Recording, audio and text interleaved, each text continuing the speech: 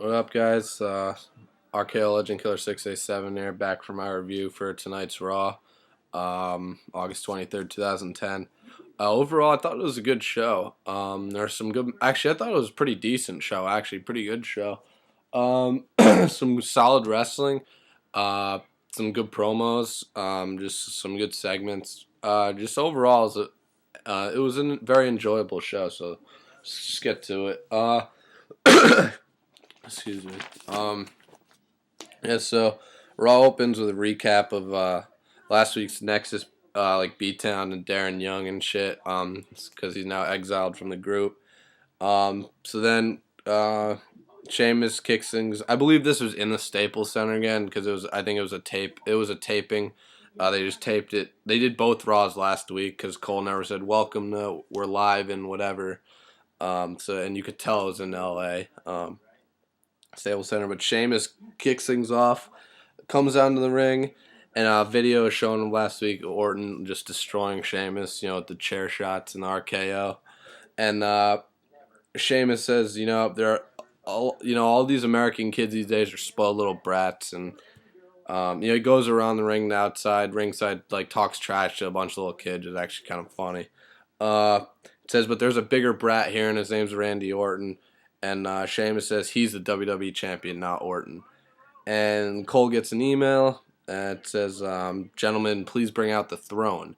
And they basically bring out like the King of the Ring chair is pretty much what it was. And says the email said there will be a series of matches tonight where by the end of the night, Sheamus will choose one of the superstars who compete in these matches to defend his WWE title against the Night of Champions. And Sheamus gets to watch all the matches all night in that throne.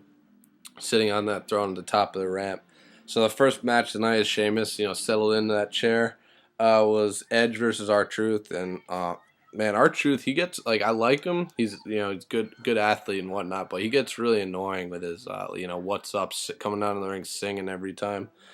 Even Cole said, as much as I dislike Michael Cole, I have to agree with him. He said, "All right, we get it. What's up? You don't need to keep. Why does he need to say it every time he comes down to the ring?" So.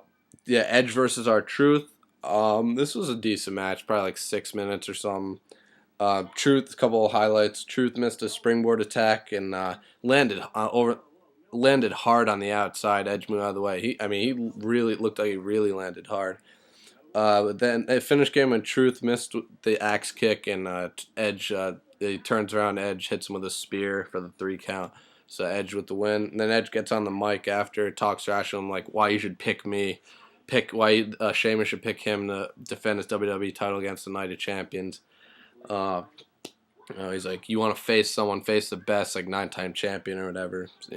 Next match was Chris Jericho versus the Great Khali, and this was just Khali like dominating the whole match. But luckily Y2J was able to put the walls on Khali and made him tap out. So Jericho won that, and then Jericho talked some shit to Sheamus after the match, just like Edge did. And then a clip of Daniel Bryan being attacked by The Miz is shown from last week. And then Cena's backstage talking to Josh Matthews, and Cena says tonight he's going to shut Miz's mouth with an attitude adjustment. And then we go to commercial. Back from commercial, and Jillian's in the ring singing "Not Eminem's Not Afraid." She was just god awful as usual. And Melina, I can't even believe how long she's had that they've just kept that gimmick going for her. It works, I guess. So it's Melina versus Jillian for the Divas title. And I actually forgot that earlier in the summer, I think it was, Jillian won the Divas title for literally about like 5 seconds until someone like pinned her after. I don't know. I just remember she was Divas champion for like not even the whole night. But anyways, Melina versus Jillian for the Divas title. Melina retained with her sunset flip powerbomb. And then Lay Cool got on the Titantron and told Melina they'll be at Raw's 900th episode celebration next week and that they have an offer she can't refuse. So let's see what that is. And then Josh Matthews backstage again, this time with The Miz. And, Miz talks shit about Cena, talks about his ego or whatever, and just how it was a mistake picking Daniel Bryan to be on Team WWE instead of Miz. So we go to commercial, back from commercial. Nexus comes out. They're on the top of the stage. Just 6 of them. There is no Darren Young tonight. Obviously, selling the beating he took last week. Oh, shit. So Nexus is on top of the stage, and an email comes in, and Sheamus is still on that throne while this is happening. Email comes in and says the ban of Nexus not being able to compete for titles is over. It's been lifted, and then Wade Barrett, they all like smile and shit, and they're happy. So Wade Barrett gets on the mic, walks up to Sheamus in his chair, and says, "Consider our truce over." And Sheamus looked real nervous, then like, "Oh shit, now I'm just got the biggest target on my back." Then we go to commercial as Nexus walk to the back. And back from commercial, it's The Miz versus John Cena. This was actually a pretty good match. Entertaining. Miz dominated the beginning. There was a commercial break, then back from commercial, and Cena, makes his comeback like he always does. And then a nice backbreaker, neckbreaker combo. My Miz got a 2 count, very near fall, very near fall, close, very close 2 counts. Put it that, very close near fall. And then Miz gets put in the STF, and that's when I thought it was over by Cena. But Miz was able to reach the ropes. And then Daniel Bryan comes in because Miz kind of left the ring or whatever in front of the ramp and dodged out of an FU or whatever, attitude adjustment.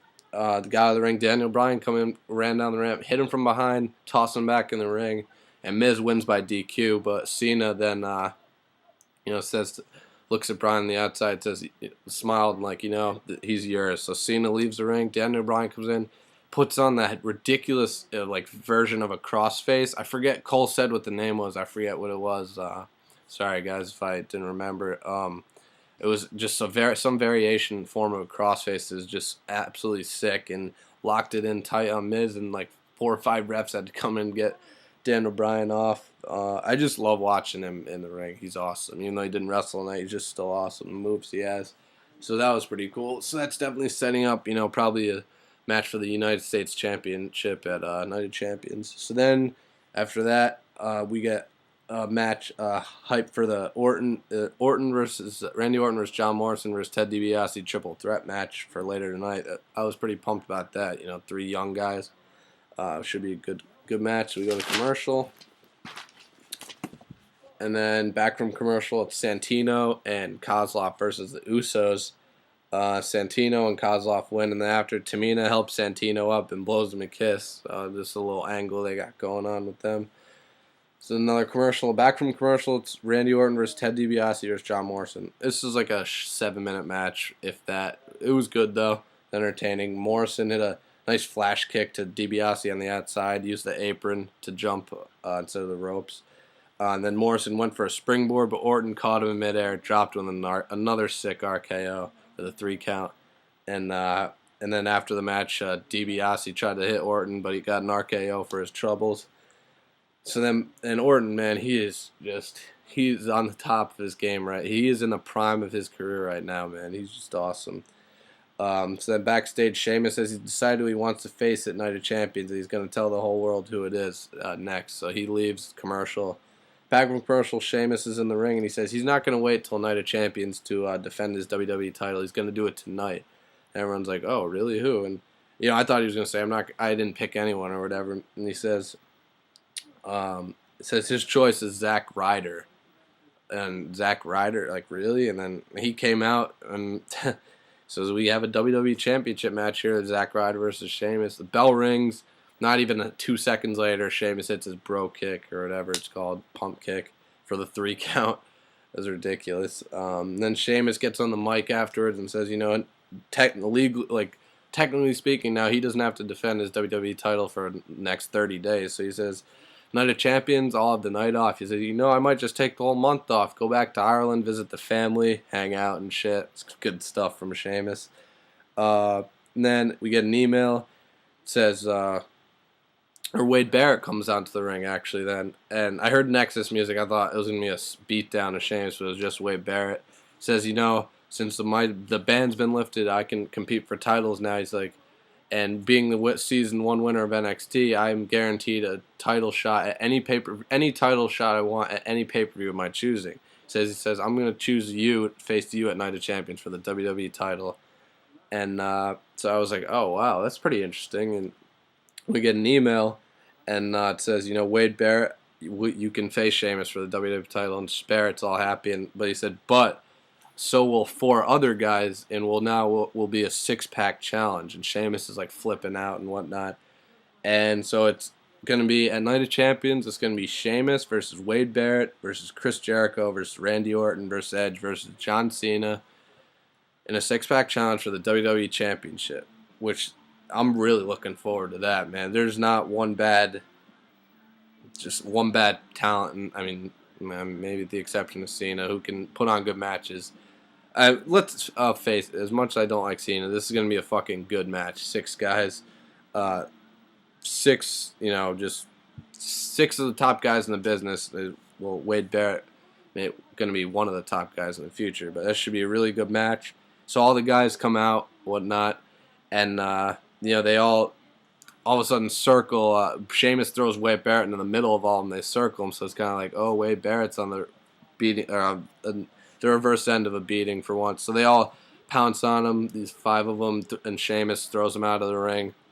After they beat him down, Sheamus turns around to a code breaker from Y2J, who then Jericho turns around to a spear from Edge, and then Edge turns around to a attitude adjustment FU from Cena, and then Cena turns around to a big RKO from Orton. And it's been a while since I've seen Randy Orton RKO Cena. It's good to see that.